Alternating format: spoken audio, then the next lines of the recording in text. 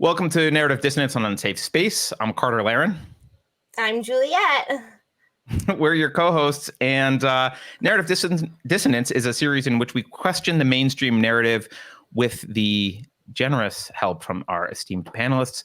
Although normally the show is live on Mondays at 2 p.m. Pacific, this week's episode is pre-recorded to accommodate the scheduling conflict of one of our panelists. So for today, for all of us recording today, it is Sunday, July 31st. Before we begin, please take a moment to make sure you're subscribed to YouTube. They like to unsubscribe people surreptitiously, so go double check they haven't done that to you. And also, if you're able to, please head over to unsafespace.com. You can support all of our content there. You can also watch the live streams there and all of our releases there. And I think we're on Odyssey and Rumble. And I don't know. That's good enough. That sounds good. All right, so let's introduce this week's alternative media panel. First, please welcome Barbara Kay. Since 2003, Barbara has been a weekly columnist for the National Post and previously a weekly columnist for the Post Millennial. Since September 2019, she's also been a monthly columnist for the Epoch Times newspaper.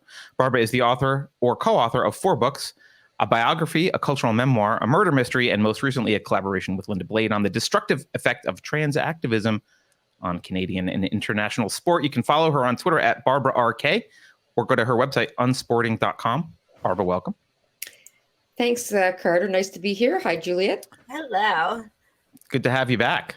And Barbara today is joined by our second panelist, Mia Cathell. Mia is a reporter for Town Hall focusing on fact-checking, but I think actual fact-checking probably, and investigative stories, and the former American news editor of the Post Millennial. You may recognize her from Tucker Carlson Tonight, Newsmax, bless you, Barbara, and One American News Network.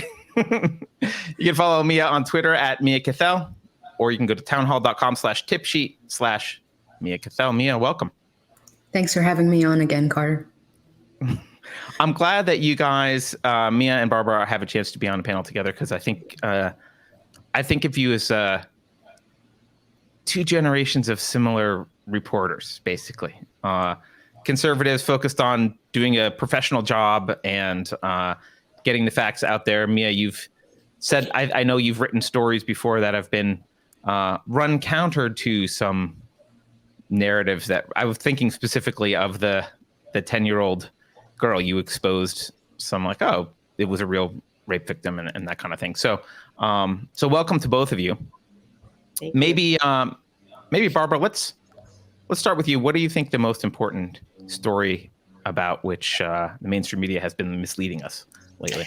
Well, actually, I thought of 2 that appealed to me as really big-ish. I mean, the first one is big in Canada, but I think it's important because it has implications elsewhere, and that is the Pope's visit to Canada to as part of a reconciliation gesture with Canada's indigenous communities. He came to apologize for the abuses in the residential schools, which were a feature of life here up until the 1990s. And he was very apologetic. And he actually repeated a lot of claims that had been made as factual, which were not factual. And he called what happened at the residential schools a genocide. This was a kind of, this is a very contested term and has been for a year. There's been a tremendous amount of back and forth in our media. And to me, this is a very important story because calling anything a genocide is the worst it can be.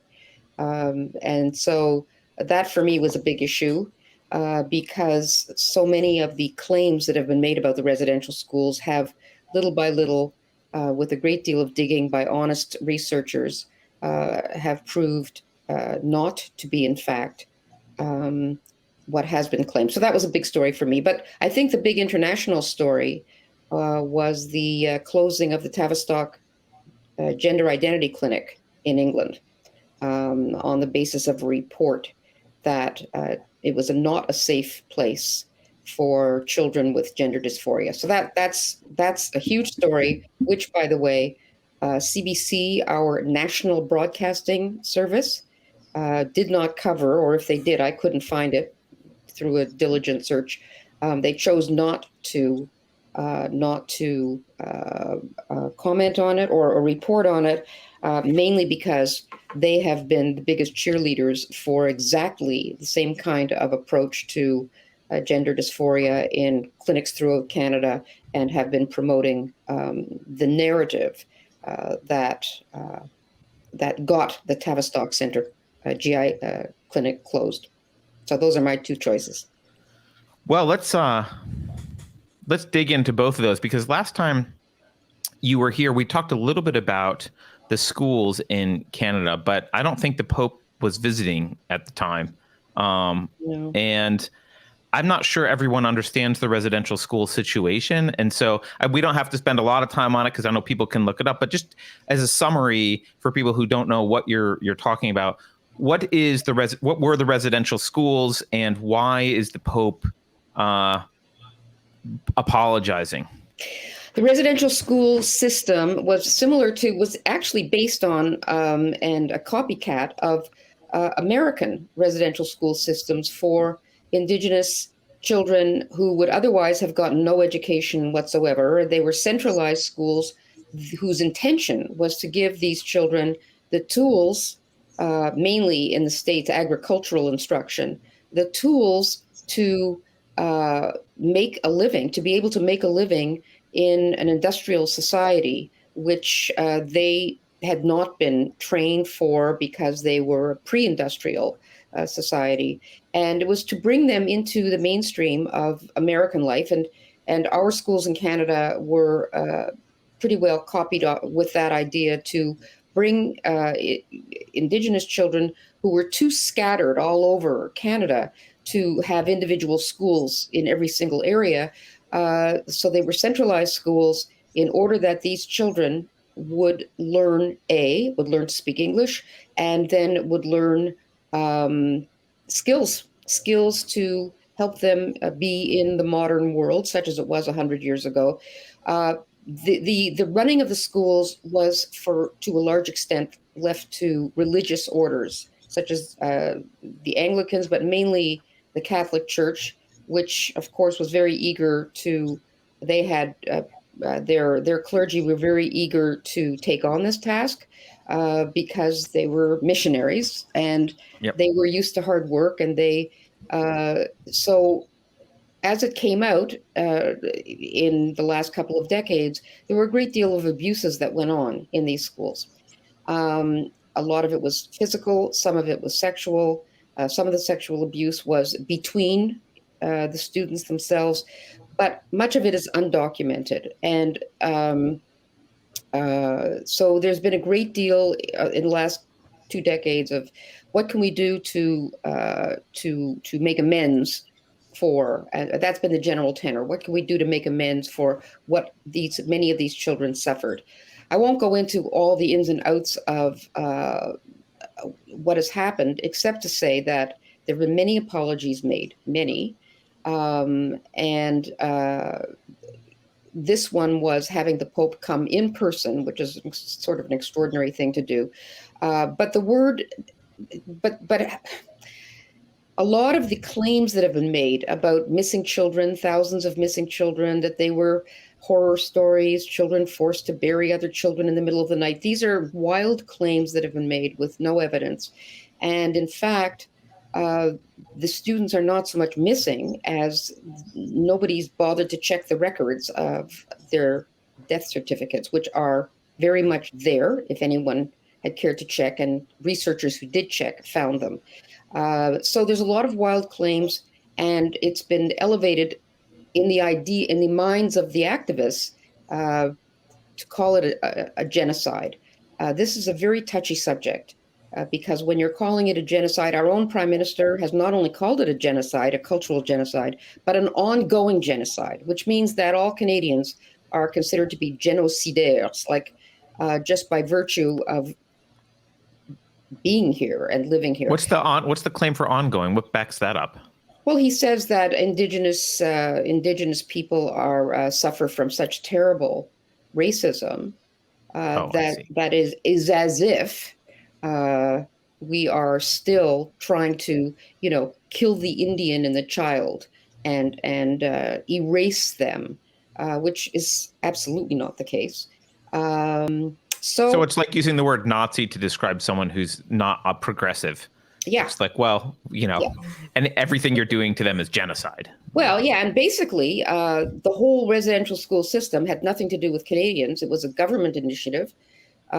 Most Canadians, up until a few decades ago, had no contact at all with these schools, didn't even know, had very little knowledge of them or what went on in them. So to say that a whole nation is guilty of genocide on the basis of abuses, some of which were known about, some of which have not been known about, and some of which are so outlandishly egregious in their character, without any evidence whatsoever that they, we're dealing now with an oral history that has been embellished so many times.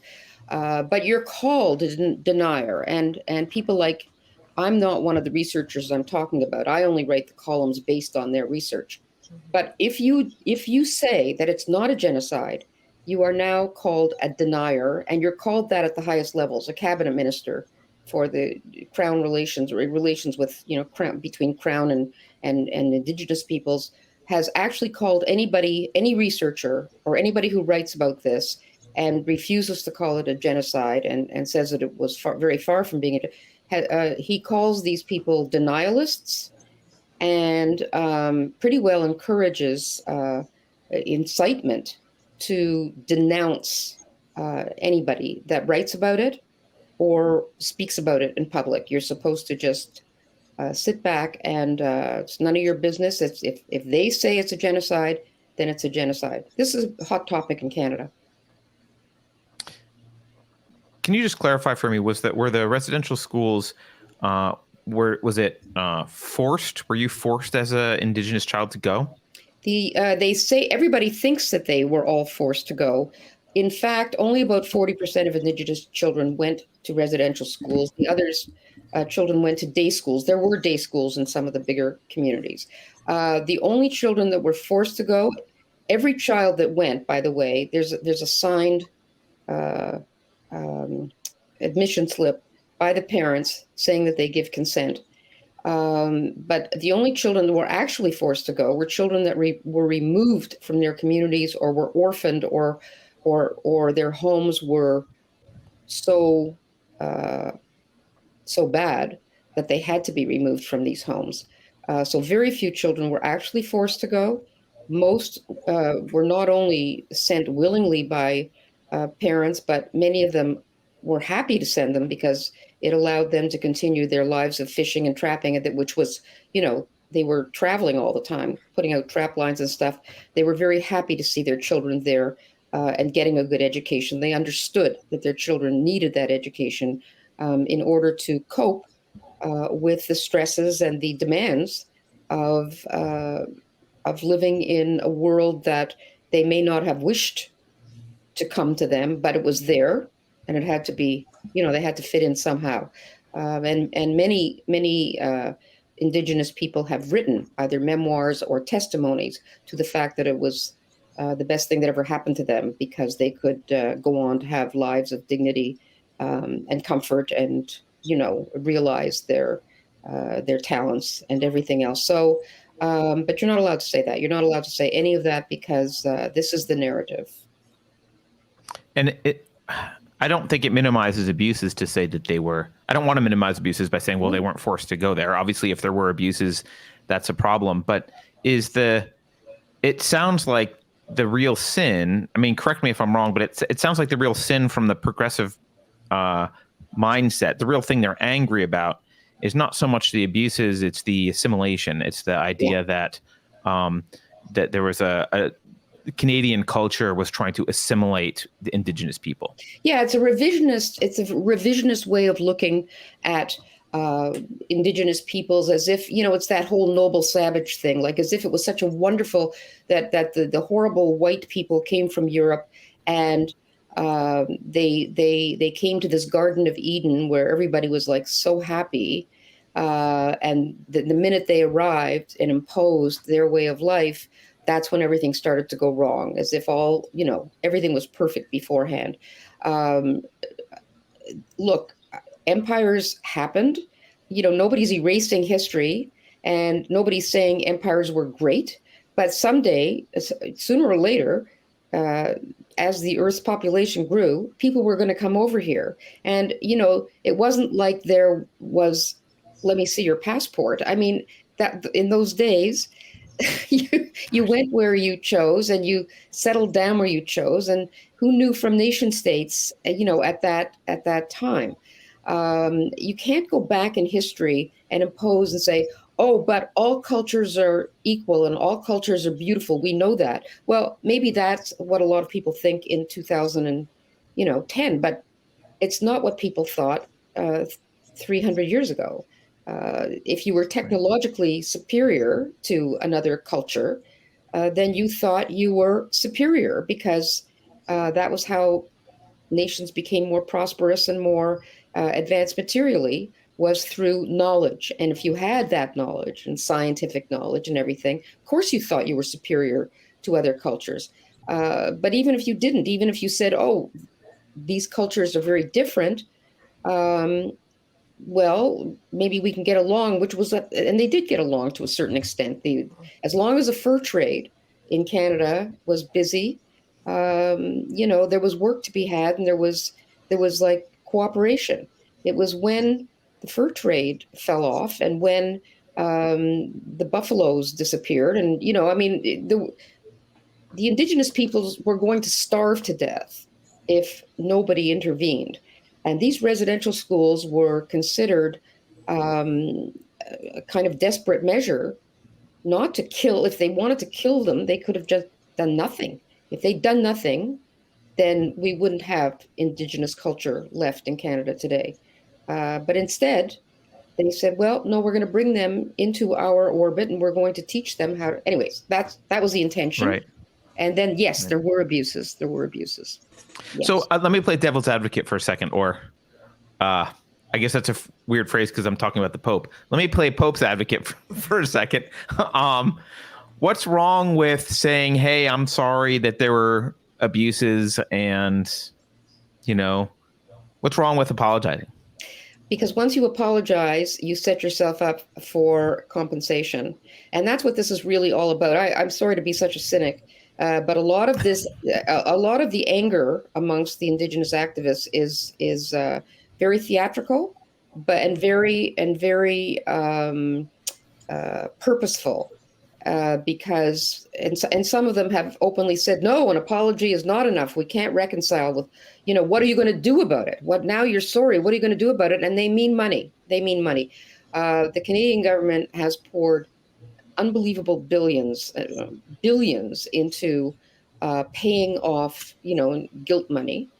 And they've had, there's a ton of money available for whatever communities feel that they want to do, but I think that the Pope apologizing again will bring him grief rather than reconciliation. I don't think reconciliation is what's actually wanted by not by ordinary Indigenous peoples. It's always about the activists, and it's always about a very few, but very noisy and very much deferred to and respected group at the top. And of course, there is, they call it the Indian industry or the Aboriginal industry, and it is an industry. Yeah. I was just talking to Adam Seuss from Rebel News the other day on another show, and he was saying that in a lot of times the activists that you're talking about don't actually represent the Indigenous people at all. Really, they don't represent similar to how we would say the blue hair metal bits social justice warriors screaming at people don't represent American culture. Right. Or they don't represent most Americans.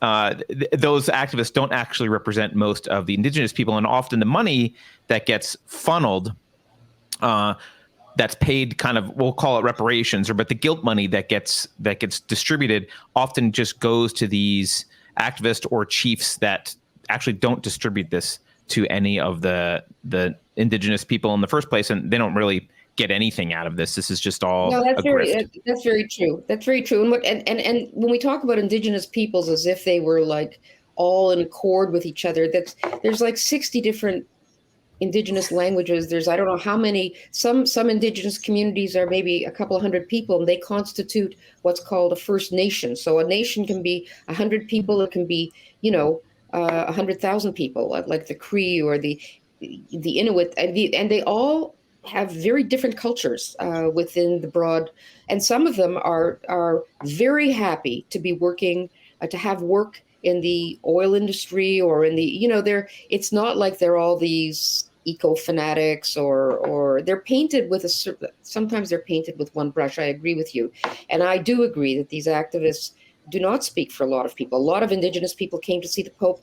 They were crying. They're Christians. They're Christians. I mean, 80% of them or more, they did convert. They are Christians, and this Pope is their Pope, and they were very happy he came. And they absolutely, many of them said this was a very healing thing for them, but our national broadcaster and other mainstream media are very happy to push the idea that no, it was our Chernobyl, it was our Holocaust, it was our, it's almost like it's like a competition, who has the most malevolent country, like where are whites the most horrible. And so, it's like Canada saying, oh, you think America, oh, because of slavery, hey, look at us over here. We're really horrible.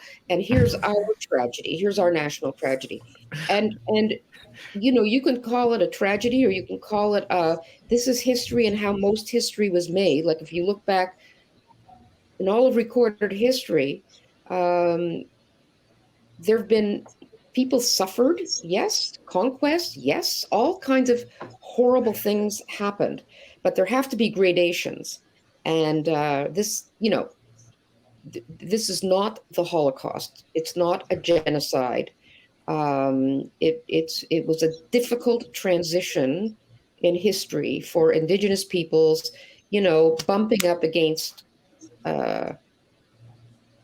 settlers who came from a more materially advanced culture, and that's some of this could have been avoided maybe, and a lot of it couldn't. Bad stuff was gonna happen because that's history. Right. I want to get to Tavistock, but before we do, I want to throw the main questions back to Mia to see if she's got a different topic that we should address. Mia, what do you think is the most important story about which mainstream media has been misleading us recently? You mentioned it at the beginning of the podcast, which is the 10-year-old rape victim story that I wanted to talk about, because it really became the center of national attention about 2 weeks ago when the suspect was apprehended. And then now it's virtually disappeared from all mainstream media outlets, mostly because the alleged rapist's immigration status, which is he's presumably an illegal alien because there's no documentation in any kind of police database ascertaining who he may actually be. So that's a story that I dug into for Town Hall because the mother of the child even went on camera in an interview with Telemundo defending her child's alleged rapist. And that started a lot of questions because in a lot of these cases, it's not a stranger, it's a person in a position of power, person with easy access to the child. And Gershon Fuentes, who is the suspect, according to police, he confessed to repeatedly raping the child on at least 2 different occasions. So this is a case that's just been thrown into the national spotlight, even to the point of President Biden speaking to it to make a political point about the pro-abortion argument in the fall out of Roe being struck down. So this is something that's I'm still trying to track. It's moved from Franklin County Municipal Court to the Court of Common Pleas. So it's been more difficult to track. They don't do live streams. So there's a lot of local outlets, at least, Columbus Dispatch, others who are doing the diligent work of appearing in the courtroom, live streaming it. But it's a story that seems that it's been buried ever since more details have been known.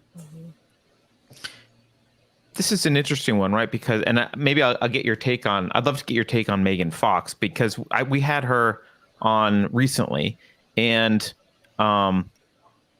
she was the one who was questioning the existence of this entire the rape victim and the rapist. She was questioning its existence at first because none of the original sources that had this was a casual, kind of almost offhanded comment mentioned, like, oh, this happened, and then the focus of the article was on the Roe v. Wade, the overturning of Roe v. Wade and the consequences of that.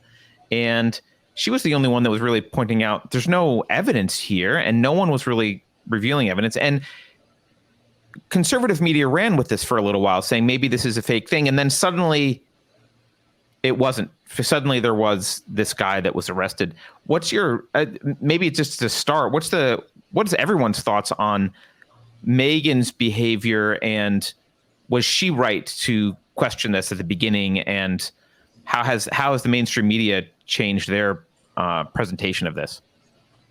A lot of the mainstream media reporters, just liberals in general, who have been using this story to make the case for abortion access and abortion rights across all states, have used it as a gotcha moment, especially with Megan Fox, who's been leading the charge, to ask important questions, because this was a single source story. The Indy Star first reported it and based it on the tale of Caitlin Bernard, who was the abortionist in Indiana. And as you were saying, it just seemed like such a casual mention, and it was not well sourced.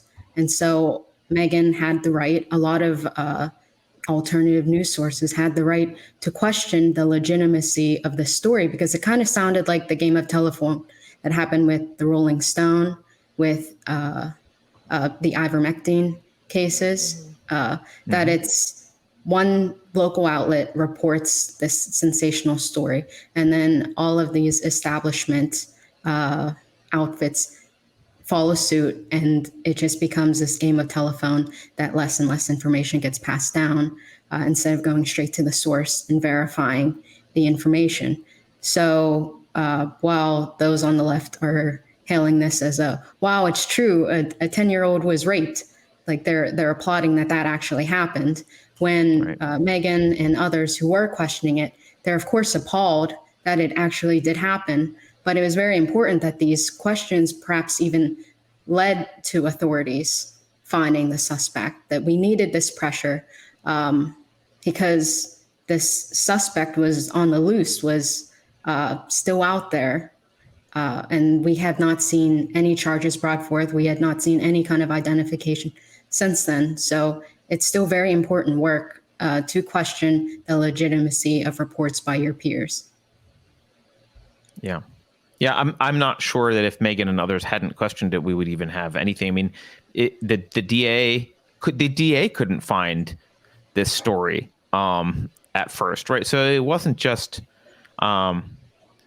it wasn't just that it was being irrationally questioned. It was being rationally questioned, and it should have been rationally questioned. And now we know more information. But you're saying it's buried now? I actually haven't seen a lot in mainstream media about it. So as soon as they found out it was an illegal immigrant, that was it. It went away.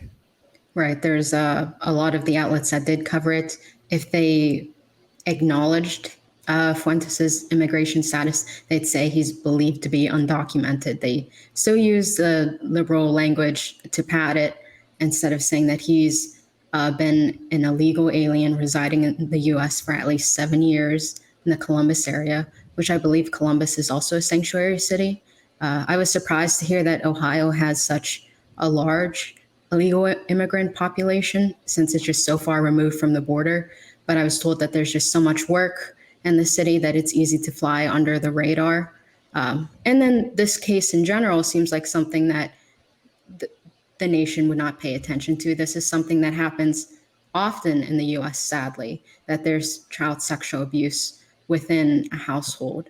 And it's only garnering attention because of the political aspect to it. And it's both the left and the right who are using this case, which is just heartbreaking that this 10-year-old child who's already going through the trauma of the crime, but now her case has been placed on the national pedestal. She really should just be left in peace to heal this point. But I my heart hurts for her right now. Yeah. And as you said, I think most, I don't know if it's most, but a large percentage of child sexual assault happens not only for someone you know, but often it's the boyfriend of a single mom, right? That's very, very common. And this woman has other children as well, right? Right. When I was digging through the social media history, because this mother has commented on several posts by Gershon Fuentes. And so it was a digital trail that led back to her. And she's believed to have 6 children in the household, including the 10-year-old child in question. And so it's led a lot of others to believe, was this child the only victim here? And then also, the indictment had showed that the child was actually 9 years old at the time that the sexual abuse began. And it showed that, so the indictment said that the one charge happened anywhere between January 1st and May 11th. The second happened around, on or about May 12th. And trying to line the biological timeline as well. The incident was reported to Children's Services on June 22nd, and a referral was automatically made through mandated reporting to Columbus Police. It took more than a month before police even apprehended the suspect, which was on July 12th. So it looks like a lot of inaction on the part of authorities. Perhaps all of the media attention thrusted upon this case led authorities to actually dig around. But I mean, it's indicative of just a broken system in general with these types of cases. Yeah. I mean, something that strikes me is that I don't want to, well, I guess I will. I'll make the comparison to the vaccine, to the COVID vaccine, right? Or no, I'll make a comparison to the 2020 election in the US, right? I'm not someone who thinks, for example, that it was stolen, but like I'm not in that camp. However, glad to hear that, Carter. However, I will say this, and something that I think is kind of inevitable that makes people question is when you get shut down for asking questions, which a lot of people were. It naturally makes people, I think rightly so, it raises people's level of suspicion. It's like, well, if I can't ask the question, if we can't have the conversation, what are you hiding? And maybe there's nothing being hidden, but maybe suddenly it makes you wonder, like, well, maybe there's something going on. And I think, with the 2020 election, a lot's been kind of uncovered, and there's been a lot of investigative work at this point. But I think it's natural for people to kind of question when the conversation's not being allowed to happen. And what strikes me about this case is the same thing is happening with illegal immigration. There are claims. I mean, if you listen to Ann Coulter, right, all the illegal immigrant, not all of them, but like there's a big problem with illegal immigrants and crime. Now that might be true. I'm not totally sure, but what I am sure about is when we try and have a conversation, we get shut down. We're not allowed to have a conversation. We're xenophobes, racists, and bigots for asking the question, hey, what's going on with the crime rates of illegal immigrants, and is this causing a problem? And so this is another kind of example where it seems like they don't want to, maybe I'm wrong, but I think if he were a conservative white male who had been born in Ohio and his family was born from Ohio and just regular old American guy who had done this, I think maybe the left would be still talking about it. Mm-hmm. But because he's not, it just needs to disappear and we can't have the conversation. I certainly agree. it's all about identity politics here as well. And it's a shame because this child's abusers, if the mother is complicit, should be unmasked here, and see how this exploitative environment was even crafted, because then this would become a case study, because then it's happening elsewhere, not just Ohio, and in a lot of households where the abuser could be the primary source of income, and then the mother, a single mother who fears deportation as well, that she is codependent. And then it's just the children who are caught in the crossfire here. And the authorities would typically just like to ignore this thing that from happening because there's just so much overloading of similar cases happening. Yeah. It unfortunately it happens a lot more, as you said, it happens a lot more frequently than is reported, and then that would like to admit is a real problem. All right. Tavistock. Yeah, Barbara, I was unaware that Tavistock shut down. Did anyone else on the panel? Did Juliet or Mia? Did you know that it was shut down? I saw a headline that I didn't have time to read yet, but that's about all I knew about it. Okay, so I'm shocked that it shut down.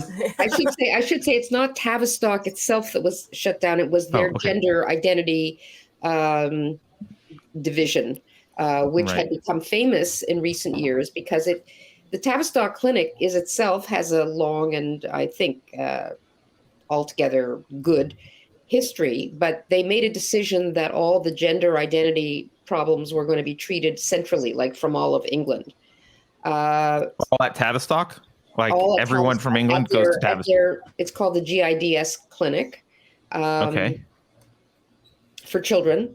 And the numbers went like in a number of years from like 150 to like thousands, and everybody was like, what's going on? No. What's happening is that because people are now tuned into and more accepting, this is totally normal, that all these children are questioning so what was happening was that the unit had become completely captured by ideologues, and this was supposed to be a place where children could come and be kind of holistically explored for mental health. It's supposed to be a mental health. So instead, what was happening was that children were coming, presenting as questioning their gender identity, and nobody was asking them any other questions. And so, in fact, a lot of these children were on the spectrum. A lot of them had anxiety, depression, all kinds of other things. But the model was just as soon as they mentioned gender, affirm. They were being put on puberty blockers almost immediately without doing. Really, the puberty blockers have not been well researched at all. They didn't even pretend that it had been. So there was this big review, this big investigation, and they just slammed. Whistleblowers had been shut down. People had tried to. They had about something like 30 resignations over the last couple of years. I mean, it's all the warning signs. It was like, blah, blah, blah, and finally the government had a well-known pediatrician, Dr. Hilary Cass, investigated, and she submitted her report, and it was just a scathing indictment of how it was not a safe environment for children because they had been used as guinea pigs, and they're getting a lot of lawsuits now. Of course, Jordan Peterson once said, when somebody says, when is this gender mania, going to subside? He says, when the lawsuits start. And he was right, because some of them have been quite successful. And when clinics have to start paying out millions of pounds or dollars, it's interesting how the cold light of clarity suddenly, is upon them.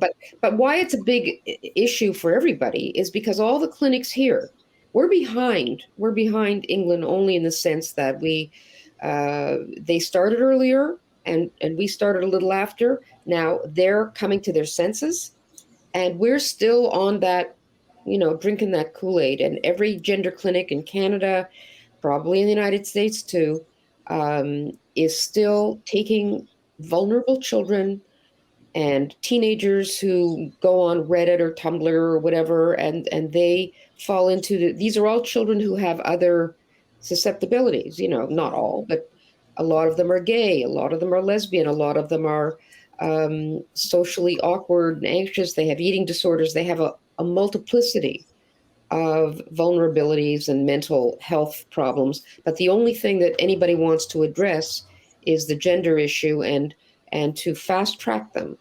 Now we're finding out that these puberty blockers, amongst their other, downsides, we've got potential infertility, inability ever to have an orgasm, mental defects, not defects, but mental constraints, because your body doesn't develop through puberty, but it also halts processes in your maturation processes, in your ability, your judgmental ability, your ability to assess, for yourself. You stay young in every respect. Your prefrontal cortex is still very much in development, Yes, all the way exactly. to like 25. I saw one documentary on a child who had been through these puberty blockers, and at the age of 10, he was suffering from osteopenia, which is a forerunner for osteoporosis, which you see in 70-year-olds, not in 9-year-olds, and he was in constant pain. It brings on early bone loss. I've seen the list of potential. This Lupron, which is what's used. This is a drug that's used for prostate cancer. Or it used to be used to castrate criminals. I don't know, maybe it still is if they opt for it. Anyways, this is one of the biggest scandals of our era, I would say. And this pernicious ideology has cowed so many politicians, have been so afraid to speak out about it because they just get viciously smeared as transphobic. And it's my beat, as a columnist, is I've covered the issue of biological men in women's prison. Anybody, any male in a prison can just say, I identify as a woman, doesn't even have to shave. I mean, and there are rapists, child rapists in women's prisons in Canada, and I believe in the United States as well.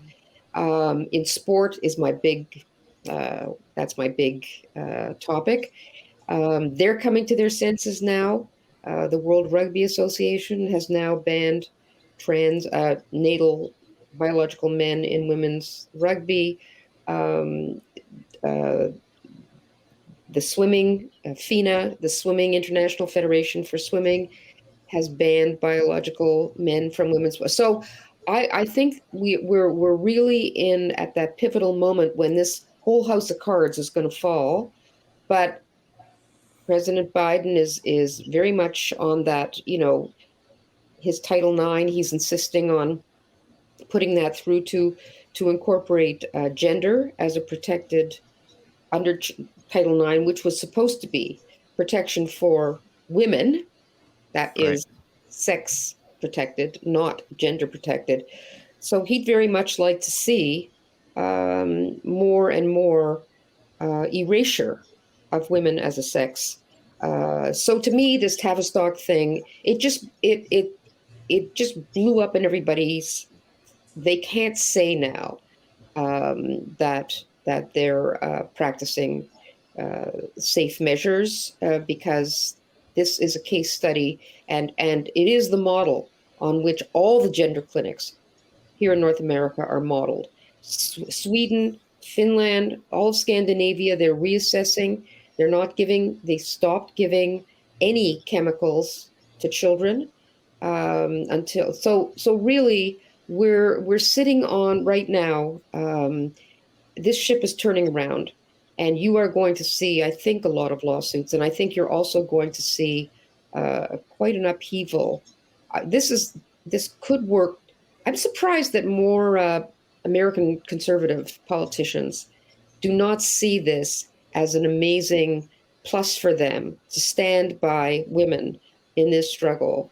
Donald Trump, not my favorite guy, but he gave a speech the other day, and he does have a knack, whatever else you say about him, he does have a knack for putting his finger on what is gnawing at ordinary Americans. And his biggest applause line was when I forget what he said, but he said, you got to keep men out of women's spaces. Like he made fun of it or whatever he said. But as soon as he said it, there was huge applause.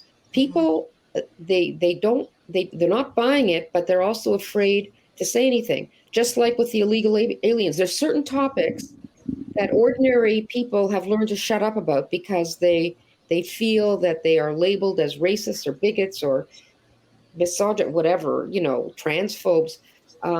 So for me, this is a very big issue because I think we're seeing a cultural tipping point on what has been one of the wildest contagions. It's just like the satanic phase in the 1990s and multiple personality disorders. But this has had more wide sweeping because of the internet. Has had the ramifications of it have been horrific for so many children whose lives have been ruined. They've had the surgery, and now they're speaking out and they're saying biggest mistake of my life. And I don't know. I think as a children's issue and a parent's issue, the right to informed consent, all of that. A huge cultural issue. So I'm happy to see it happen. Uh-huh. Yeah. I mean, it's been a culturally sanctioned abuse is what it is. Oh, yes. It's culturally sanctioned child abuse. It's abuse at the very highest levels of power. What was the first thing that Joe Biden did when he got into office? He couldn't wait. He signed that transgender thing. First day in office, I think, second day in office. Couldn't wait. So thrilled to have. What did Kamala Harris say the other day, sitting at a table? Oh, my pronouns are. She had a blue shirt or something. Yeah. What? I mean, this is what's considered something to be proud of. Yeah. At the highest levels of government, they don't get it. They're oblivious to what ordinary people, or the abuses they don't. Doesn't anybody inform? Don't they have aides that bring these things to their attention, that abuses like this or what's happening in the prison? Well, I know you claimed the cynicism trophy, but I'm going to steal it from you because I think they know and don't care. I don't think they care. I don't think they care at all. It's about political points they can score, and if pushing child abuse en masse is something that gets them points, which it does, then that's what they'll do. It's a tough one for me because children, it's just so easy. They're like, it's such low-hanging fruit, Yeah. Teachers, they're all in on it. Teachers, therapists, it's like an oil slick. There's nowhere a parent can take their child. Yeah, without running into this. You feel like you might be a boy. Well, let's see how fast we can get you to the pharmacy. It's so bad. Well, and they even help with the earlier step, right? Where it's like, oh, you feel uncomfortable. Perhaps you're in the wrong. Did you know that there's multiple genders? And one of the reasons you might feel uncomfortable is you're not actually a girl. That could be. And then they don't even, it's not like kids come up with this, I feel like I'm the wrong gender on their own. No, of course not. Of course not. Right. I mean, there are rare cases, like real gender dysphoria. A child might say, I'm supposed to be a boy or something like that. But no child in the history of the universe ever said at the age of 4, I think I'm non-binary. No child ever said that. So if a little kid says, I think maybe I'm non-binary, they're getting it from, as you say, it's proactive, it's at school, it's everywhere they go. So I think it's an incredible abuse, and it's systemic. It's bottom to top to bottom. That's my rant. Well, I mean, this is the thing that's just, I find almost mind-boggling, is it's the same people who tell us to trust the science.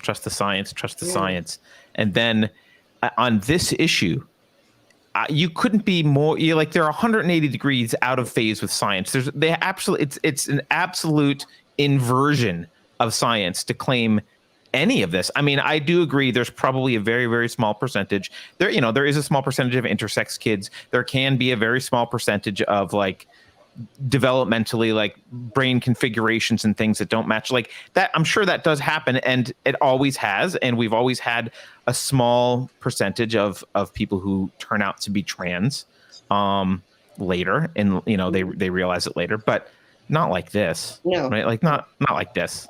And someone was celebrating Amelia Earhart's birthday or something recently, and I saw a meme about this, and the commenter, I think, correctly said, "Who are you guys kidding? Like today you would have her on puberty blockers and like throw her into surgery. Like Totally, stop celebrating her as a woman. You wouldn't call her a woman today." The only time I ever got kicked off Twitter was a couple of years ago when I was sort of in a back and forth with somebody who's on in the media a lot. He's a lawyer, and he's gay and very proud of it, and starts every sentence when he's on our national broadcaster CBC saying, "Well, as a gay lawyer, anyways." I said, as a gay lawyer, as a gay man, you should be concerned about all these gay children that are being told they're trans. I said, they're body snatching homosexuals. Yes. I use the word body snatching. I said these ideologues are body snatching gay kids, and he was furious, and a bunch of people, wrote to Twitter, I guess, and whatever. So I was on the nanny stool for like 24 hours because of that. But honestly, I think I pretty well described it, because I think that's what they are doing. All these kids that would grow up to be gay, and they're a little bit effeminate, or they're a little bit butch, whatever. They just have different personalities. They're non-conforming. They are literally being snatched from their true identities, and kind of squished into this mold of. It's considered very uncool now to be, I'm told by my 14-year-old granddaughter, very uncool to be a lesbian. It's very cool to be non-binary or trans, or, that's very cool. But to be a lesbian, what? That's so old-fashioned. Oh, really? Yeah. That's 290s? Yeah. I didn't know. I did know that. So my friend has, his kids are a little bit older. This is a couple years ago. They were in high school still, and I was shocked by this. They have and this is I won't say exactly where, but it's a relatively, if you can imagine, a relatively conservative suburb of the Bay Area. They do exist. Oh, it's a relatively conservative. Place, but they don't want anyone to know about them because things are going well for them. Yeah. Well, but even there in the public school, they had something called a magic closet. And this was to allow kids to leave their house and they're, on the, looking like the person that their parents think they are, go to the magic closet at school and change into their other clothes and switch identities, and then spend all day at school in their other identity, which they would then go back in the closet and change, it's like Superman and Clark Kent, right? Except for trans manning Clark Kent, I guess, or whatever. And so it's to keep it from the parents. Isn't it creepy? I'm so glad I don't have kids. If I had a child right now and I found out that was going on, I would end up in prison. I'm just going to throw that out there. Your kid might be taken away from you. One of the other problems is that parents that put up, a bit of a fuss at the school is, either they fire them if it's a private school, like they fire them like they did in New York on critical race theory, or they actually warn them that, they could get child protection services involved. Well, certainly in Canada, there have been a few cases where, the parents were very strict about, no, I'd like my child not to change their name, and I'd like them not, he's going through a phase and we're perfectly okay with that. Anyways, the next thing they know, that the child protection services is at their door and threatening, because this has all been it's in law in Canada, conversion therapy. You're not allowed, which means that if you don't affirm, you're not allowed to explore any other avenues of mental health. You must affirm, basically. That's the law, You right? must affirm. Yeah. Yeah. That is pretty scary. I don't think it's that bad even in California where I live. But It's actually, Canada is one of the worst in the world for that. And our sports associations are all totally married to the inclusion, which means whatever you ID as, you can be in any sport that you ID. You can join the women's team, and not only that, but if one season you ID as female and you want to be on a woman's team, great. And if magically the next year or the next semester you ID back in your biological sex because you want to be in another sport that you think you could do well in, you're allowed to do that too. It's all about, it's not for us to say you could change every day. You could change your ID and it would be perfectly. It's crazy. Right. Well, can you change your age? Can you identify as a junior high schooler when you're a high schooler so you can really kick ass in sports? You could try, but I don't. If they let you get away with it. Yeah, I don't. I know. I actually was kind of hoping that after Rachel Dolezal, with her, I was truly hoping that would become a thing, and then that would be a real conundrum, wouldn't it? It really would, because it would be so easy to do. I don't think it will, because the academics, if you read even the original intersectional papers, like Kimberly Crenshaw's original papers in 89 and 90 or whatever it was, she pretty explicitly is like, this postmodern stuff is great for other things, but not when it comes to race. That's pretty bad. Can't have postmodernism applied to race. That's just horrible. So in other words, all truths are equal, like your truth, but that truth is the real truth. Some truths are more equal than others, Barbara. Some truths are more equal than others. Okay, got it. Yeah, that's how that goes. Yeah. So I want to say one thing to Juliet. Yes. Having kids is great. Even though I've got a 13-year-old. I actually don't think it's I don't think it's that bad if you're the kind of parent who raises them well. I mean, some things are out of your control, so right. You can't claim credit or blame for how they turn out eventually always. But if you kind of raise them well, they see this stuff as ridiculous. Like my daughter sees it, where she's in the Bay Area. She goes to a private school. They're not as bad as some of the others, but they're there, and she just sees it as the silliness that it is, and she mocks it with us, and she knows all right, in certain situations she has to keep her mouth shut so she doesn't get in trouble, but it's easy to see through. I think the problem is if you don't know what to say about any of it, and you don't prepare kids for anything, and you're not kind of transparent with them about what's going on in the world, they can get sucked away into this kind of stuff. Yeah, I think, Carter, you're right but you see what you've done with your kids is you prepared them. Like you did, nothing could happen to them out of the blue. And I think with most parents, they're behind the 8 ball because it's almost like a fait accompli by the time they get to know about it, or else they're not. I've spoken to many parents. They're so naive. Their child comes and says, they like boy things, and yeah, sure, honey, whatever. But they don't understand what's going on at school. So by the time that it becomes an issue, and the therapist has already, and they've had to take the kid to a therapist who then says, yes, your child is trans, and they're like, whoa. So, but I think for parents like my kids are preparing their kids, they talk about it all the time. Listen, I know what you're hearing at school. Let's get something straight. Here's what's real and here's what's not real. And so you'll be able to assess, but don't assume that just because your teacher tells you something, or, we'll discuss it at home. I think that's why they can accept it lightly, because they're fortified. They're already fortified against being bamboozled, So very important though. And so few parents are aware of what's going on in spite of, you tend to, when you're down the rabbit hole yourself, you tend to think, oh, this is common knowledge.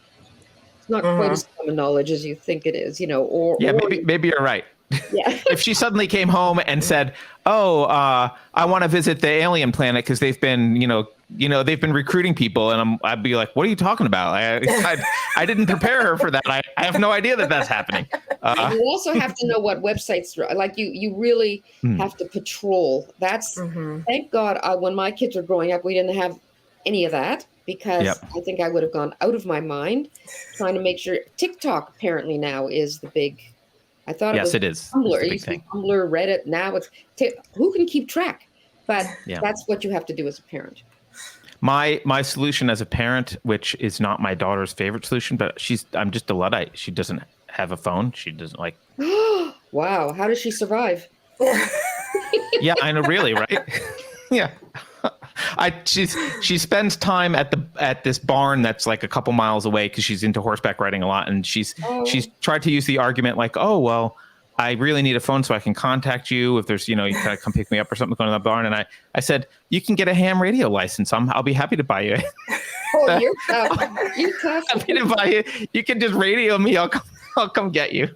So I have to say that the phone argument of but what if I need to be in touch? I thought that was a killer for me. I was actually happy that my grandchildren have phones simply because, I always worry that they won't be able to reach you. Yeah. I don't know. I mean, she's getting old enough that it's going to happen soon, but I've avoided it thus far. But that's the easiest way to avoid where they're going on the internet. I think a lot of parents, if you're going to have a device, you really need to police. First of all, I think we forget kids don't. We talked about this earlier with their brain development.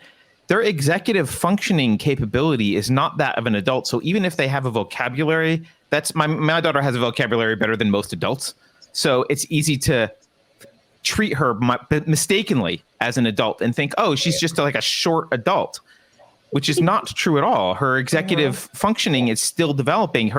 The ability to not be addicted to the screen or to use it strategically is not something that she has, right? She can't do that. And so I think a lot of parents, they end up giving kids, I think unsupervised screen time is probably the worst parenting decision you can possibly make. Probably, but they do need their screens because I don't think you can go to school nowadays without a screen. No, you have to. She's got a laptop for school and whatever, but you have to. Everyone at school uses screens. You basically have to. So, but yeah. But Juliet, don't throw the idea of kids out. No, I'm not. I'm just. Oh gosh, it's very stressful now. But I don't know. You'll manage fine. No, really, there's more. It's more fun than we're making it sound like. I'm the opposite. Nanny. I was a nanny for 10 years, and we were the first. Those kids, they were like the first 5th graders getting iPhones. It was like that. I was like, 15 years ago. So I've been through that water, and man, that is rough. Yeah. It's a lot of upset 11-year-old girls because all their friends have phones. But, parenting is fun. They get over it. Girls, preteens, man, that's, rough. Yeah. And that's why they're so susceptible. They're vulnerable to this ideology. Because, 3 out of 4 of us have been there, and it is a hard time of life. It is. You're looking for the answer, and if a bunch of people that act like they're in a cult come and give you the answer, it's no wonder they fall for it. Yeah. You were saying something. Yeah. I would want to have the opposite, like a million children. That's probably because I have the only child syndrome because my mom adopted me from China. So I never was graced with other siblings. So I would want my kids to at least have one friend. Yes, you're right. Yes. Have several. Well, the spray and pray strategy is great. We need more Americans, like Canadians and, and here. We don't have to import there's this trend of just families having less kids. You know, my grandparents' generation, my mom had 6 kids, you know, and so forth. And now we're just having at most like a 3-child household. And it's just a decline because like the mainstream narrative is having children in this economy or having children with all these issues out there is just a reason to not have children. And I think the best way to combat that narrative is to just see how giving it is, parenthood. And I think there is a balance between vilifying a woman who chooses her career in the long run, because I do think that's also fulfilling. I believe that's also a vocation that God calls you to as well. Not everybody is fit for parenthood either. But I think there's a balance that a woman can have her career, but also have her family in the end. And on the flip side, there is that vilification of motherhood as well. And that's one of the most giving acts. And it's not as thanked by society these days, or just by members of the own household, to know how much a mother has sacrificed in her life for her children. No, I wish you're so level-headed. How did you get so smart so young?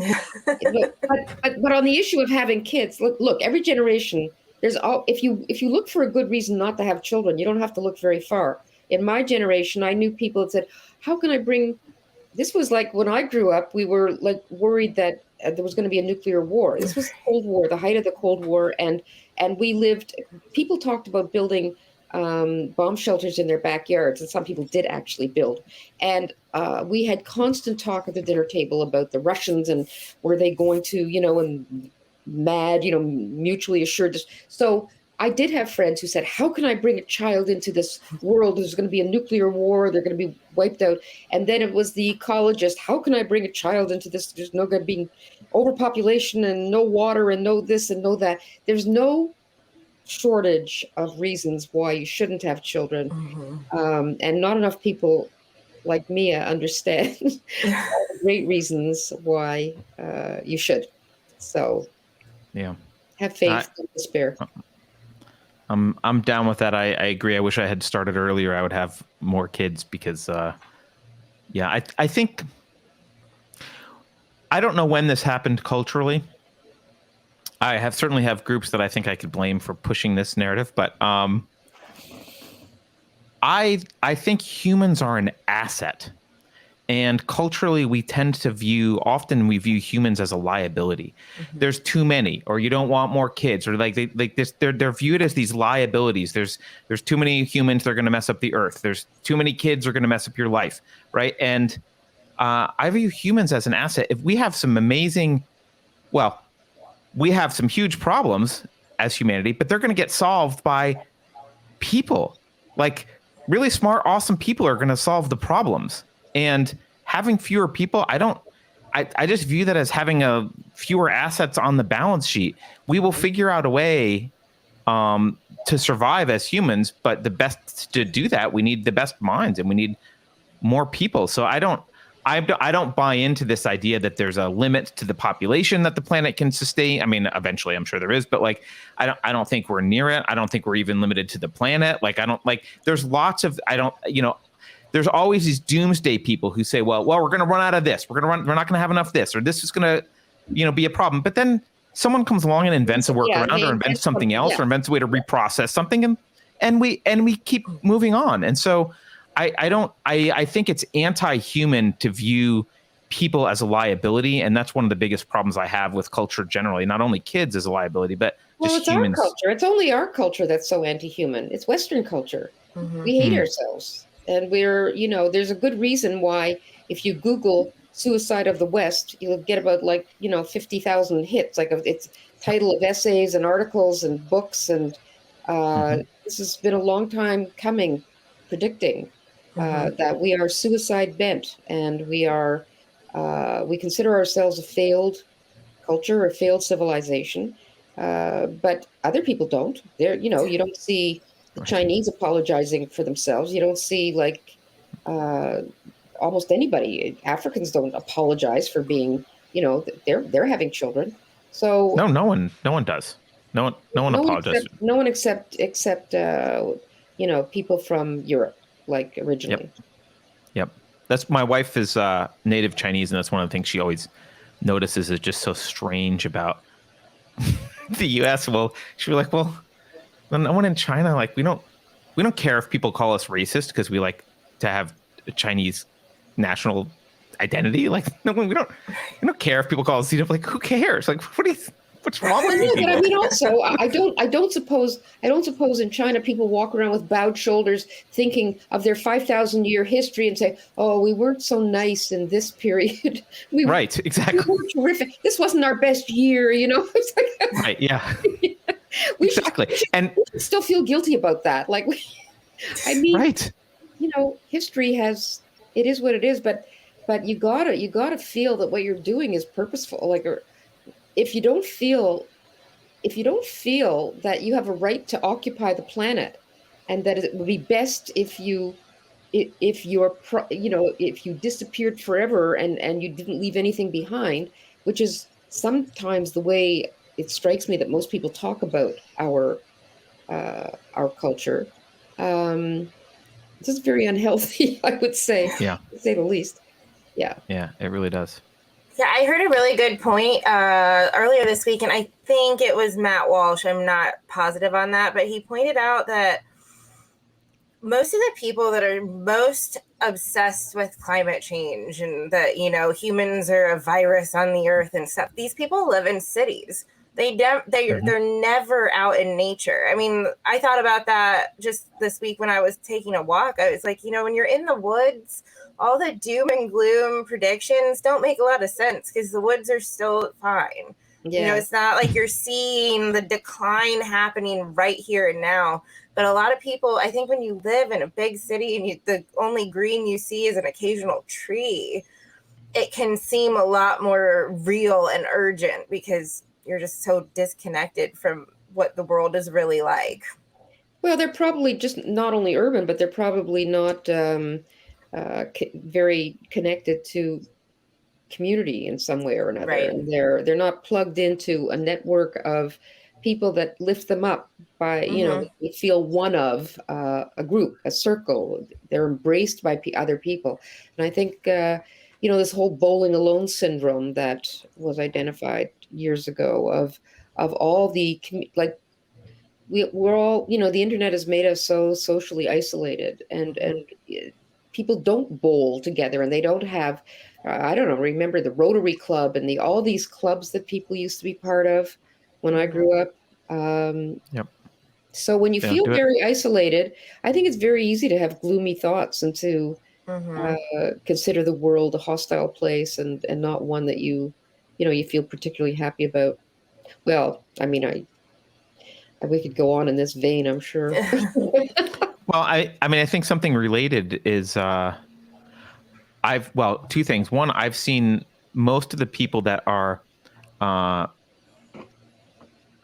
that would categorize, I'll say, Western culture as evil, and the evil colonizers. They've never traveled, so they've spent no time in other cultures. They have no clue what it's like anywhere else in the world, which I find odd.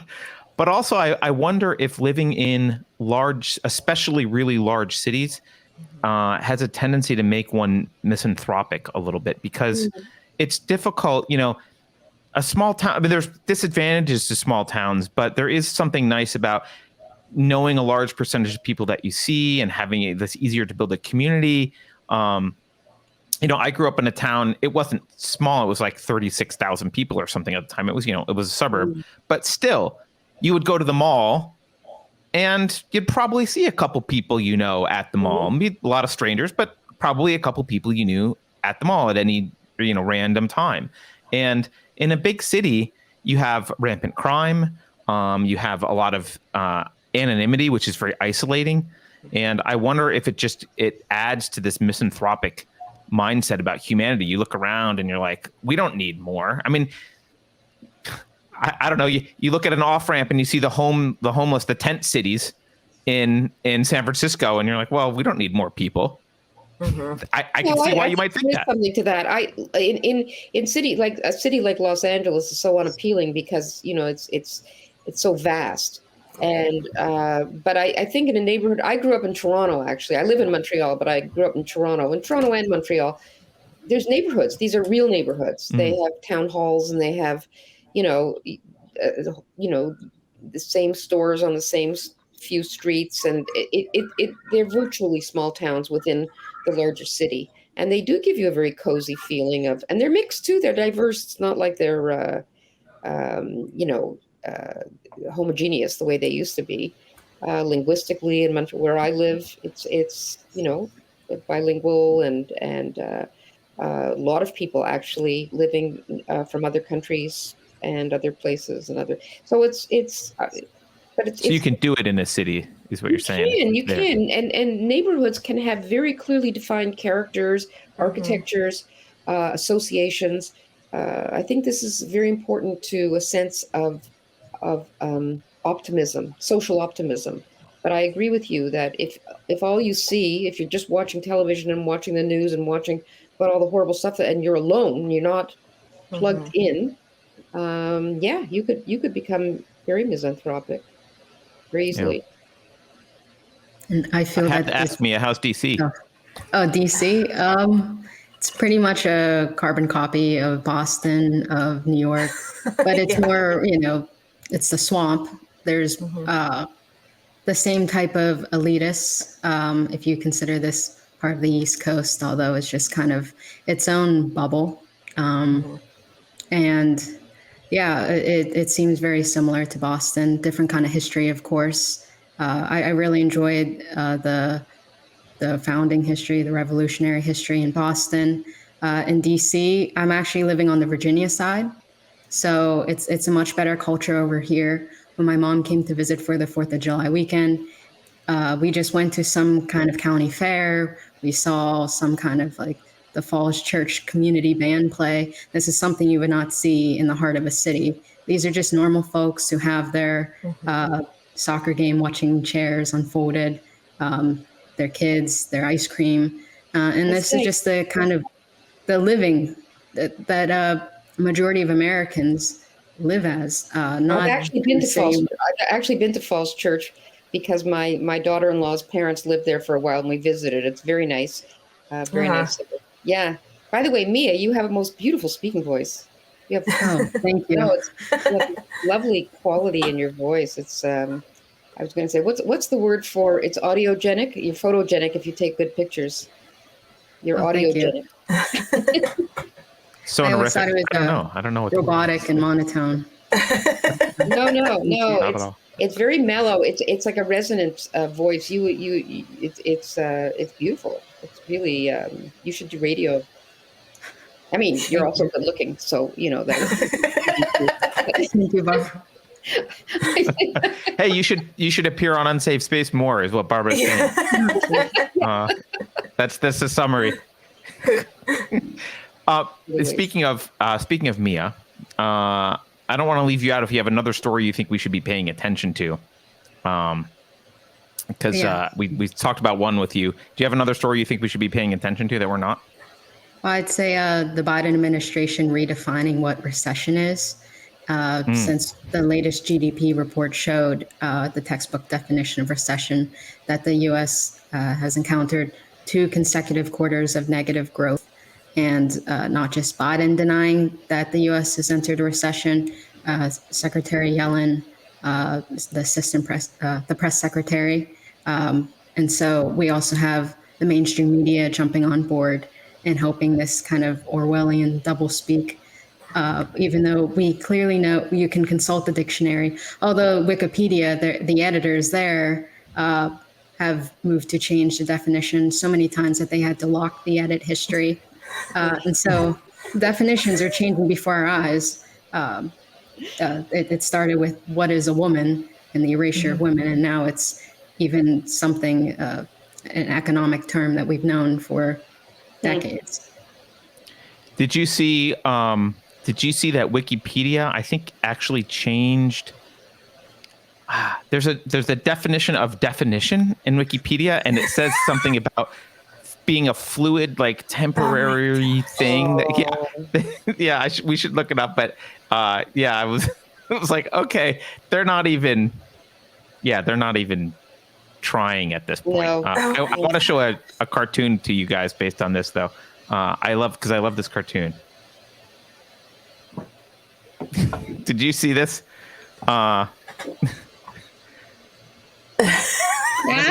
This for people who are only listening. That's very good. That's very good.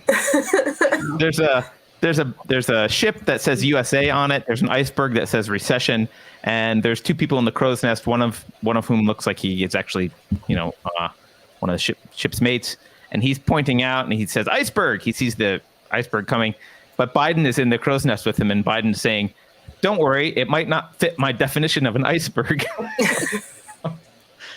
That's how the American people feel, though. That's how people feel about this. That reminds me of an incident a few weeks ago where Biden was reading the teleprompter and he said, "Repeat the line," and it's the stage direction to repeat the line, not repeat the direction out loud. And then his assistant, turn the page, and then the assistant press secretary jumped in on Twitter to say, "Oh, he said, let me repeat that line," as emphasis. And then they even went to the extreme of changing the official White House transcript, even though we heard it, we saw it. So it's really just the slogan of don't believe your ears, don't believe your eyes, just believe your government and what it's trying to tell you. So that's just something that's just reached a new level of insanity here in the U.S.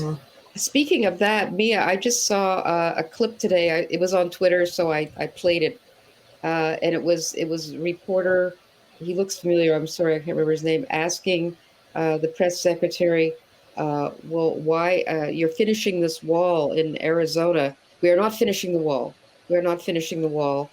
We are." And she went into this whole gobbledygook thing, and then he said again, "So would finishing the wall? We're not finishing the wall." He says, "Okay, would filling in the wall, would that be?" So she didn't stop him. She let him finish but he says when in 2019 you said it was racist to build the walls. So why are you finishing? He wouldn't let. He just kept saying, "Why are you finishing the wall?" And we're not finishing the wall. We're not finishing. We're not finishing it.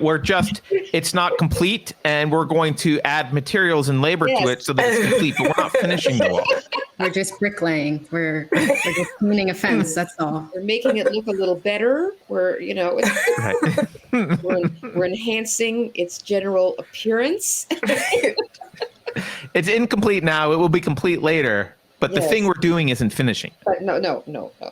I mean, but it's this wordplay. This it's so blatant. It's and ordinary people. You're just sort of agog because what can you do with that when they're so upfront about it? Yeah. And the recession thing's an interesting one because. Well, first of all, they preemptively redefined. It was like, oh, so we know what the report's going to be because it hasn't come out. It was like a few days from maybe a week, less than a week before the report was going to come out. And they were like, hey, apropos of nothing, the definition of recession is different than what we have said previously. So it's so sophomoric. It's not even subtle, right? They're so bad at it. But they get away with it. They seem to get away with it. But even if this is the weird thing, I actually don't think GDP is a good measure of the health of economy. Like I could have long arguments about how I think the metrics are bad and all this kind of stuff. But the fact is the American people feel like the economy is bad because they're not, it is, they don't feel like it's as good as it was in the past because they can't afford things and they're struggling. So it doesn't really matter. It doesn't matter if you have part of me says, yeah, you're right. It kind of doesn't matter what the definition of recession is. We're in one. Yeah. We're in something anyways. Yeah. I mean, and then you have our prime minister who's we're also struggling. And he's killed our oil industry in Canada, which we could have been like Saudi Arabia, but never mind. But he also now, you've seen what's happening in the Netherlands with Yes. the fertilizer crisis. He wants to do the same thing to our farmers too. We're kind of like the breadbasket. There's like Canada, Ukraine, bread, wheat, like prairies, like. So he wants to do the same thing, I think, with the fertilizer, and that will. Our prime minister is an eco-obsessive of. He doesn't care what happens to the country economically, as long as I've never seen a leader so obsessed with, especially for a country that produces like approximately 1% of emissions for the entire world. Like it's inconsequential. Yeah. I watched an interview recently with a representative from the Netherlands, defending them against some representative from the farmers, and it was really fascinating how, the farmer was saying, first of all, Netherlands already has higher standards than everyone else. So, and people have, and this is mostly, by the way, if this is mostly in the Netherlands, it's mostly against dairy farmers, right? It's mostly a dairy farmers thing. But some of the requirements, some of the farmers, it's not just like a little bit. Some of them would have to reduce emissions by 90% if they live in a particular area, 50% other areas. But it's a huge, impossible reduction. And the farmers were saying, yeah, we're all on board with the general idea of trying to preserve the environment and help the natural regions that the government wants to help. But, nitrogen's this is one small thing. This isn't the problem. It's maybe a contributing factor, but it's not the one problem. And you're going to put all of us out of business, move dairy farming to a country that probably has less strict standards, thus worsening the problem overall. For what? To not actually make a big dent in solving the problem. And what I hadn't realized is it's the EU. It's the EU. It is the government of the Netherlands, but the EU, man, I'm so glad we're not a member of something like the EU. But the EU has reached into the Netherlands and said, these spots are designated areas and need to be protected. It's the EU. This is what, like, they added a layer of government, and that layer of government has come in and basically dictates what happens on territory that's actually owned by the Netherlands. It's crazy. And it seems like Trudeau saw that and was like, I can do better. Yeah.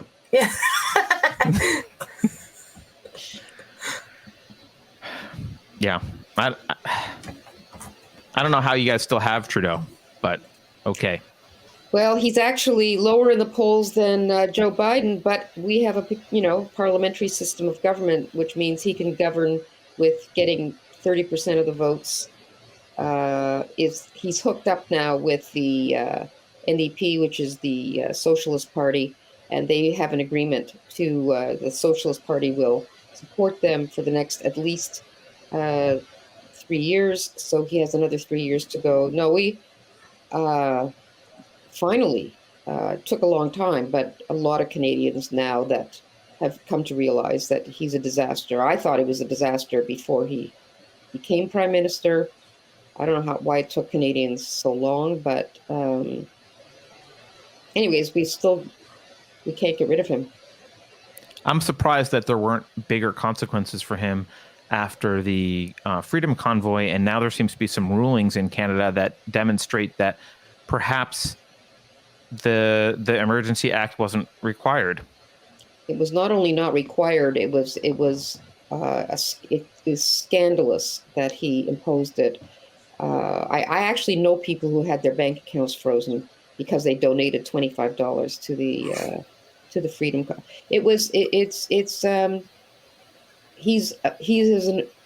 He admires authoritarian leaders, and he is himself as authoritarian as he can get away with. He's really he's not stupid, but he has no gravitas. His vanity and his I think he's a very unethical person, a very cynical person. And it's really a shame. I mean, Canada is now very divided. It was a very unified country when he came on board, and it's now an extremely divided country in many ways. And the morale, I would say, is extremely low. And it's I would hold him and his government and his cynical cabinet ministers responsible for most of that. Yeah. Before we take off, Mia, you brought up the recession definition, and Barbara, you've brought up the attack on Canadian farmers. I don't expect that. I'm not trying to put you on the spot, but what do you guys both think about the short and medium term economic situation that Canada and the U.S. will find themselves in? Are you bullish? Are you bearish? What's this going to be? I'm incompetent to answer your question. I am. Economics.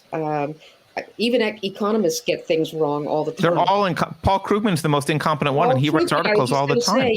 Yeah. So if economists can't even be, I can't, and I am not. That's one area when I've never written about because I'm just a total retard. Sorry, I'm a total. You can use that word here. It's okay.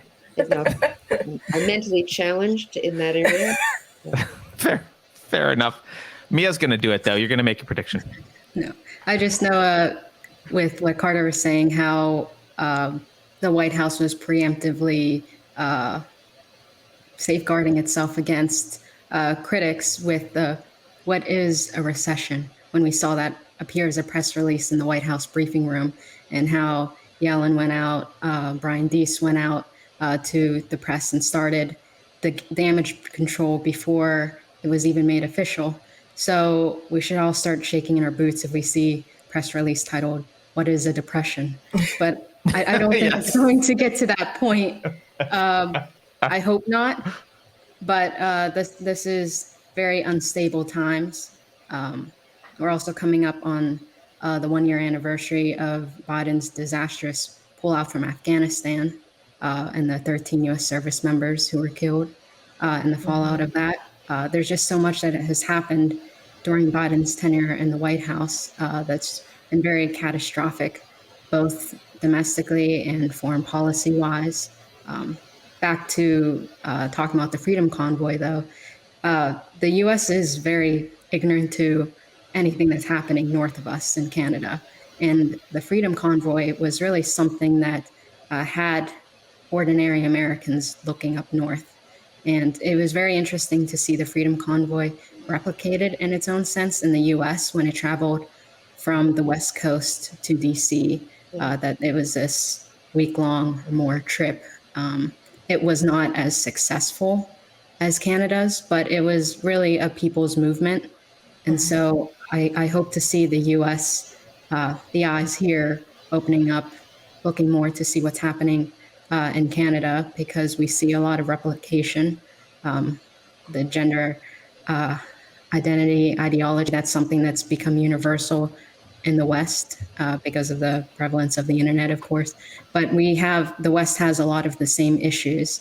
And I think America and Americans have to become more aware of what's happening outside of the country to better address the issues that we have here. Yeah. I mean, one thing I guess I didn't mention this, but I will. I do find I'm optimistic. I mean, the fact that Tavistock's gender identity division closed that is a reason to celebrate it. It is an optimistic thing that's happening. Yeah. And there's not often we have negative stories about things going wrong and stuff. And that is a good sign. That is a good sign. Yes. So, Juliet, do you want to give any predictions about the economy? I don't know. No. I'm not very optimistic about it right this second. I feel like things would have to change, and I don't predict the Biden administration changing anything in the right direction. But, we're resilient. We made it through 2008. It was 2008, right? We had the last recession. The housing crisis. that was tough. That was a hard stretch, but we rebounded eventually. So, I mean, I have faith in the future, but I think we're in for some tough stuff coming up because we're crippling a lot of our own industries, the gas industry, oil industry, food producing industry. Yep. So it's, it's not going to make anything cheaper for anybody. Yeah. Well, I'm not an economist, but I'm just this is my argument. That's M1. That's the money supply. Here's 2008 right here. And we've printed roughly $16 trillion in the last 2 years. So that's from early 1960s or 1950s to current day. We have printed roughly, where are we right here? We're at about 4 trillion in early 2020, and we're about 20 trillion now. So, hey, I'm no Paul Krugman. I don't have a Nobel Prize, but seems like something ought to happen. That's so scary. Yeah. Wow. Uh-huh. Yep. Hey, maybe we can print our way. But I know if we just printed another 20 trillion, I'm sure that would solve the problem. Actually, I do hear economists here. I mean, I certainly see the numbers here. It's the money that was given away during the pandemic. It was literally they had a printing machine was flying out which is why a lot of people still don't want to go back to work because they get, and it's just billions and billions and billions for us. I mean, we're a tenth the size of you, so a billion here is it's a lot. It used to be a lot. A billion. I kind of still think it's a decent amount. $1 billion. You can't retire, but it's pretty nice, right? It used to be something that you would say with, they're spending $1 billion on it. Now it's like a billion here, a billion there. I don't even believe these numbers don't compute for me. And I remember when I first heard the word trillion, I was like, yeah. Well, I mean, look, we got to put this back for just a second. This is the 2008 crisis. And if you recall, the Fed's response was to print money. And everyone said, oh, my God, look how much we're printing. This is horrible. We'll never recover from this. Oy. There's no way we can't. There's nothing we can do. And boom. I mean, it's like this is almost unbelievable to me. I have to look at this graph once a day to remind myself that this is actually true. Wow. This is why I don't understand economics, is because I think to myself, can you just keep printing? Don't you get then to the situation like in Weimar Germany where people are walking around with wheelbarrows full you do, because they can't keep up with, isn't that scary? Yeah, no, you do get to it. I think the U.S., I mean, we don't have to get into a deep economics discussion, but one thing that makes the U.S. different from the Weimar Republic and everyone else is that we're the world's reserve currency. So we can get away with injecting heroin a lot longer than a typical economy can before we die, before we OD, right? Because the world has to kind of adjust to us because we're the reserve currency and we export a lot of our problems. But the question is, how long will the rest of the world put up with this? And I'm sure that China knows what this chart is, and many other nations do as well. So who knows? I don't know. Maybe Paul Krugman can write an article about it, and then we'll know exactly what's not true. So he can rule out some things by writing some articles for us. We can know. Well, it's not that. So anyway, look, thank you all for joining. Mia, remind everyone where they can find you and how they can follow your work. I'm primarily on Twitter at Mia Cathell, and then my stories appear on Town Hall's website under the tip sheets. And is there anywhere else they can hear your sonorous voice? As soon as I also do ASMR videos on the side. Excellent. Can you give us an example? And it's going to get too sexual. I don't know. Fair enough. Barbara, would you like to give us an ASMR example, or alternatively tell people where they can follow you and find your work? They can follow me on Twitter at Barbara RK. I write both for the National Post and the Epoch Times on a regular basis.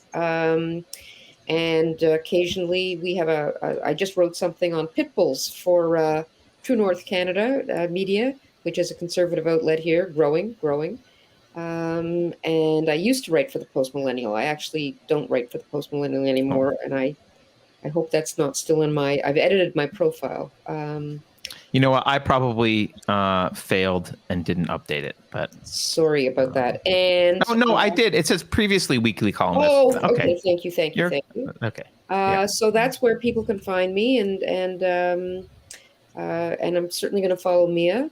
I like the cut of your jib.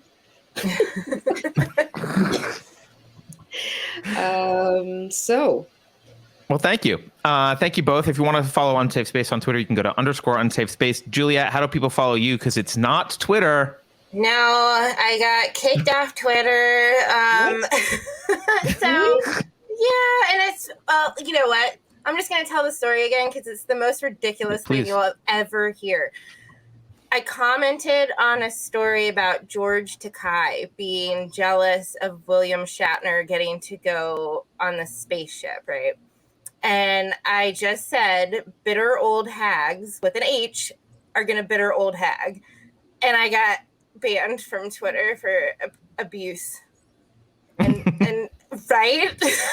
Because George Takei, though, is like, he's one of the gods. Right. Yeah, no. Right, yeah. It's blasphemy. So you can find me on Gab, Truth Seeker 8487. You can find me here now every Monday and occasionally on the Independence Gang. Okay. Awesome. Well, thank you all. A couple reminders. Let me just make a couple reminders to the audience. We have book club August 14th, which is this book, Fossil Future by Alex Epstein. And if you want to know how to rationally consider environmental issues where human flourishing is the standard that's used for decision making, it's a good book to read. And you can follow us. I already mentioned on Twitter. We've got a lot of other shows. 451 Degrees is every Tuesday. Rebel Civics is Wednesdays. Dangerous Thoughts on Thursdays. Token Minority Report on... No, Dangerous Thoughts is Wednesday night. Token Minority Report on Thursday. Thanks again for joining, and we'll see you all next time. Thanks very much.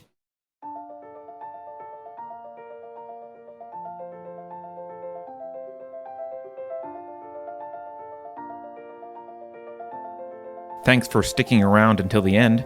If you're new to Unsafe Space, check out our deep content library that includes discussions with everyone from James Lindsay to Brett Weinstein. And please consider helping to fund our work by visiting unsafespace.com/donate. You can find us on a variety of social media platforms, and you can find a community of like-minded individuals on our Unsafe Space Discord server, which is open to financial supporters at any level. We hope to see you there. Warning. This is an unsafe space. Dangerous ideas have been detected. The content of this production is known by the state of California to cause unregulated ideation that may be harmful to bureaucrats. Association with the following individuals or tacos is strictly prohibited. Apropos of nothing, I was just wondering, how would you feel about another pandemic? Your president is in full control of his mental faculties. If you think about it, no one should be allowed to express opinions. But don't. Think about it, I mean. That's not your job. Thinking has been scientifically proven to be less efficient than compliance. Science, scientific, and scientifically are registered trademarks of the World Economic Forum. Unauthorized use is prohibited. Computer voice courtesy. Never mind, that last line is fake news. Please disregard it and return to your safe space immediately. There will be cake.